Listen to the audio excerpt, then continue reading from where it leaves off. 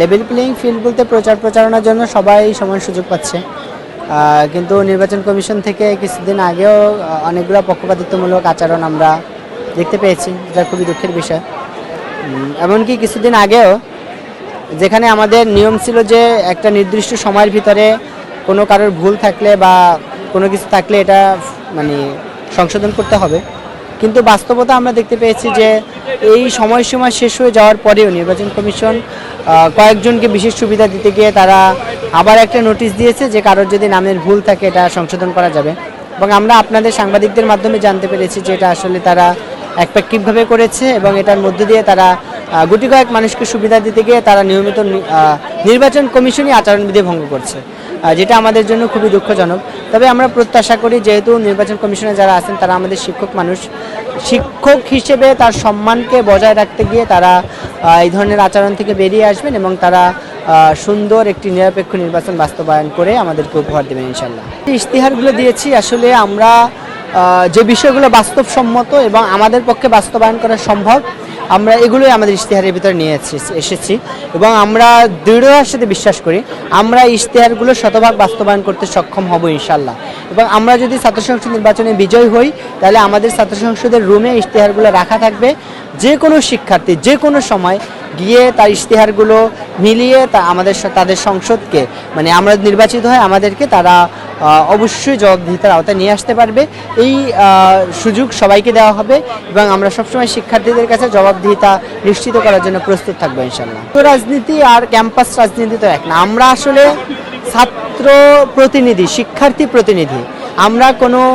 মানে একক রাজনৈতিক দলের প্রতিনিধি না কিংবা রাজনৈতিক সংগঠনের প্রতিনিধি না, এটা হচ্ছে শিক্ষার্থী সংসদ, এখানে শিক্ষার্থীদের প্রতিনিধিত্ব থাকবে এবং শিক্ষার্থীদের কল্যাণে যতটুকু কাজ করা দরকার আমরা এই কাজগুলোই করে যাব ইনশাল্লাহ। যেহেতু আমরা আসলে সরাসরিভাবে কোনো রাজনৈতিক দলে কোনো নির্বাচনে অংশগ্রহণ করছি না, সুতরাং আমরা শিক্ষার্থীদের অধিকার রক্ষার্থে যে কাজগুলো করা দরকার আমাদের দ্বারা এই কাজগুলোই হবে ইনশাল্লাহ। যে এটা একটা সুন্দর কোশ্চেন যে শিক্ষার্থীরা এত প্যানেল থাকলে আমাদেরকেই কেন ভোট দিবে, এটা গুরুত্বপূর্ণ। আসলে আমাদের ক্যাম্পাসে নানাবিধ সমস্যা, অন্যান্য ক্যাম্পাসের তুলনায় জগন্নাথ বিশ্ববিদ্যালয়ের সমস্যাগুলো একটু বেশি এবং হচ্ছে আমাদের এই সমস্যাগুলো সমাধান করার জন্য আমরা মনে করি আমরা যোগ্যতা সম্পন্ন। জকসু হবে একটা লোড নেওয়ার জায়গা,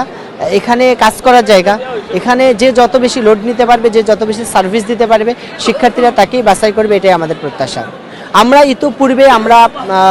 জগন্নাথ বিশ্ববিদ্যালয়ের শিক্ষার্থীদের কল্যাণে যতটুকু কাজ করেছি আমরা মনে করি অন্যদের তুলনায় আমরা একটু হলেও